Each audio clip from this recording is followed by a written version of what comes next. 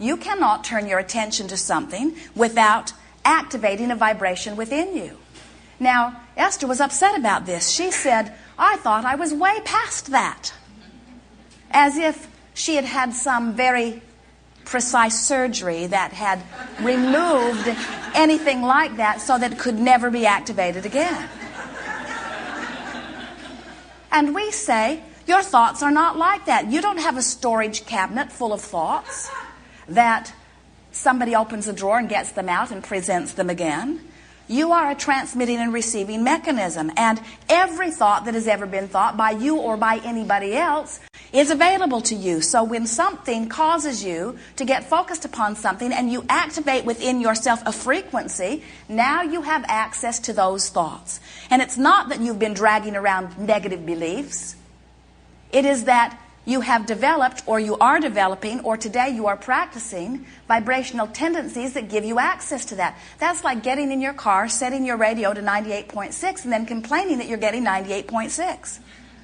I would much rather listen to other stations. Why is that the only station I get?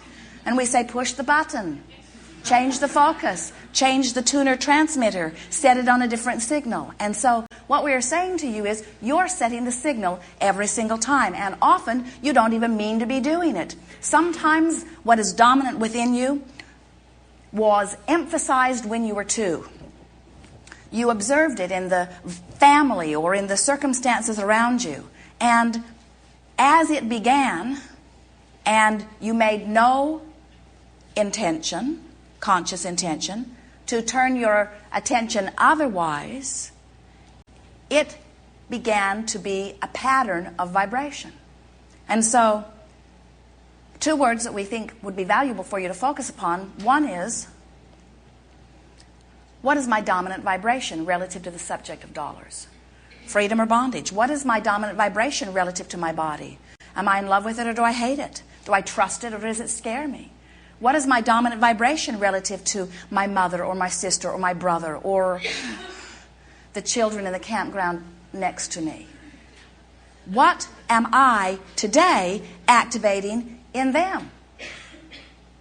Last night, as Jerry and Esther sat at a restaurant, they were very glad to be there, and they'd rushed to make their reservation time, and they sort of slipped into their seat and were just in the process of relaxing into the comfort of their space. And their server was late coming to work, so someone else took their drink order.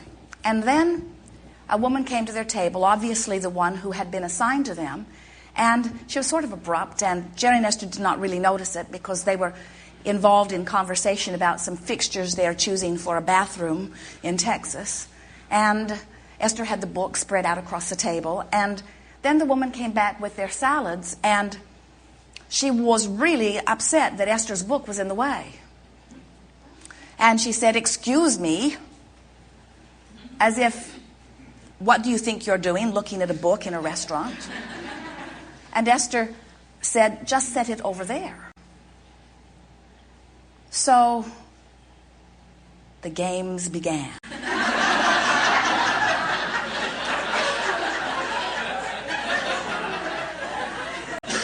Who's really in charge of this table? And then the woman walked away, and Esther had a knot in her stomach. And Esther said, "Remember yesterday when we were talking to Sabrina? And she said that she knew someone who was grouchy, a bank teller or someone. And she just envisioned them joyful, sparkling, different. And for her, he became that." Esther said, "We used to play this game a lot. Let's play it again." So Esther said, "Let's talk about our server, who is clearly a very responsible woman, who wants very much to do a good job, who undoubtedly has a very broad life beyond this, who must be very good at what she does to even be here. She's in the process right now of settling into her day, as we all must do, and she's in that transitioning stage. And so here she is, beginning to remember why she's here. here in this restaurant interacting with us. She's really a beautiful girl. She obviously cares very much about herself. It's important to her how she relates to others. I bet she has a beautiful smile. Her eyes are magnificent. I think we'll have a very good time here tonight. And when she came to the table next to pick up the salad plates, she dropped Esther's fork. And they all laughed. And then they had fun, they had conversation, the trauma was over. You have, in every moment of your life, no matter who you are interacting with, the ability to activate the best in them. And when you do, your life will be good. Or you have the ability to observe them wherever you might have bumped into them, let them activate that in you, and then you don't have a very good time and you blame them, and then you feel powerless because the world stinks. Everywhere you go, there's someone troubling. And we say, you get to choose. You get to choose what you activate in everyone, and you will be amazed at the personalities that they have just ready to show you. They are brilliant, they are loving, they are adoring, they are good, they are reliable, they are helpful, they are loving, and they want to play with you. But sometimes that's not where they're vibrating. And it really is your job, if they're in your world, to do something about that. Now you say, well, it's not my job to vibrate for them. And we say, no, it certainly isn't. But it is your job to maintain your vibration. That's how these horses get all out of balance. You don't do it on purpose. You don't set out. You don't begin your day by saying, I have a goal and I'm going to make sure it doesn't happen. You never set your day by saying, I've taken step one, I've asked. The universe in all of its force and glory is understanding and answering that step two, and I refuse to let it in. You don't say that. You mean to be the allower of the well-being that is yours. But it takes some practice, and it takes a willingness to hold your own focus regardless of what is happening around you. We have some fun questions for you, just to sort of stir things up a little bit and help you to understand the basis of the universe in the way that we understand it. If we were to ask you, which do you choose, truth or untruth, what would you choose? If we were to ask you, feel good or feel bad, what would you choose? If we were to ask you, truth or feel good, what would you choose? You're good. You really mean it? Yes. That's the thing that we so much want you to hear, because sometimes there is some reality that is true. It's been documented. The tests show it. The statistics show it. Your resume shows it. Your financial statement shows it. Your bank account shows it. The bills piling up in your mailbox show it. In other words, sometimes there is truth that is very big and very factual and very supported by evidence. And our question to you is it in your best interest to keep that truth alive, to keep that truth activated within your vibration? Many would say, yes, we must tell the truth. And we would say, never, never, never tell the truth unless it matches your desire.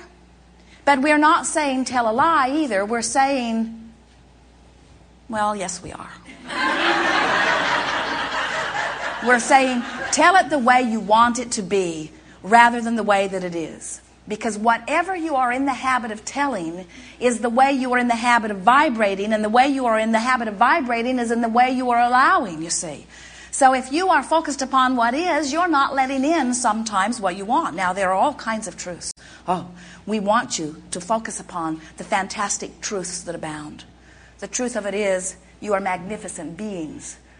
The truth is, you are worthy beyond our ability to describe. The truth of it is, you are glorious creators. The truth of it is, your sun comes up every morning and the sun is in the sky nurturing your planets and giving your food to you. The truth of it is, there is so much that you could focus upon and remain in absolute concert with your source and who you are and every desire that you ever hold. There are so many things that you can focus upon that are so life-giving in nature, but you have to focus. You are focusing mechanisms. You are perceivers. You're born into this environment with all of these faculties in order to peruse and perceive.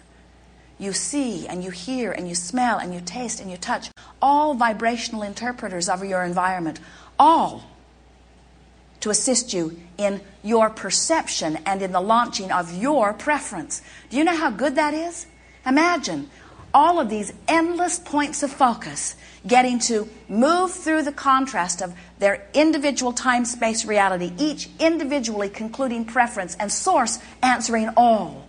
Do you feel the balance and the fairness and the perfection of an environment like that? So when you understand that all can be answered and you're in competition for nothing, then a lot of your resistance goes away. When you understand that source energy's ability to answer each and every request is infinite, in fact, this source expands to fulfill, then you understand I don't have to worry about what anybody else is doing. I don't have to worry about what they're letting in or about what they're not letting in, because what comes to me is only about what I'm letting in. But if I look over at them and I see that they're letting in something that I think I should be letting in, like the new Jaguar, I should be letting that in, and they've let it in. Pretty soon there won't be any left for me. All of the other greedy buggers will get it before I have my chance. You're not letting it in. When you are trusting the laws, and they are trustworthy, and you are practicing your vibration so that you can feel when you're in the moment of letting it in and when you're in the moment of not, now you're cooking. Now you are on the path of deliberate creation rather than creating by default. Now you are the creator, the deliberate creator, the deliberate creative allower, the deliberate creative joyous allower of the well-being that is natural to you. So, we know you've been hearing us. We know that you understand that this is a vibrational universe and that it's managed by law of attraction, and that the creative process is 3 steps. You ask, source answers, and you let it in. We know that you've been hearing it, and we know that you intellectually understand it, and we know that many of you are applying it in every day in many ways. So, what we are proposing is that, well, first let us give you the basis of this. So it turns out that you have vibrational tendencies, vibrational propensities. We would rather say that to you than say to you, you have beliefs. Someone the other day said, I have core beliefs. Ooh. A core belief must be a very big and hard to change belief. Surgery would be necessary for a core belief, but to root it out to the very core of its ugly beingness and deactivate it as we throw it in the trash can and we say, doesn't work. All attention to that just activates it. So what do I do? Well, understand that it is propensity to vibration that you're talking about. It's habit of vibration. And so what we're proposing is that you begin playing this game we're calling virtual reality, where you choose a place where you can go in your imagination, where you feel like it is likely that you will feel good when you get there. So you pick a place that to you is lovely. And pick the time of year that most suits you and the time of day that most suits you. And get in there and observe what's around. Smell it, see it, feel it, hear it. And about then, you will have some mood being generated within you. And as that mood is generated within you, talk about it. I feel peaceful, or I feel powerful, or I feel such anticipation, I feel exhilarated. Describe how it is that you feel. And then decide if there is somebody else with you. Sometimes it's better for there not to be. And exchange a few brief words, and then get out. The whole thing takes about 30 seconds. Get in, feel good, get out. What will begin to happen to you is you will begin to develop a propensity to vibrate. In other words, as you deliberately direct your thought, you will deliberately choose your own vibration. In the past, we called it setting your own tone.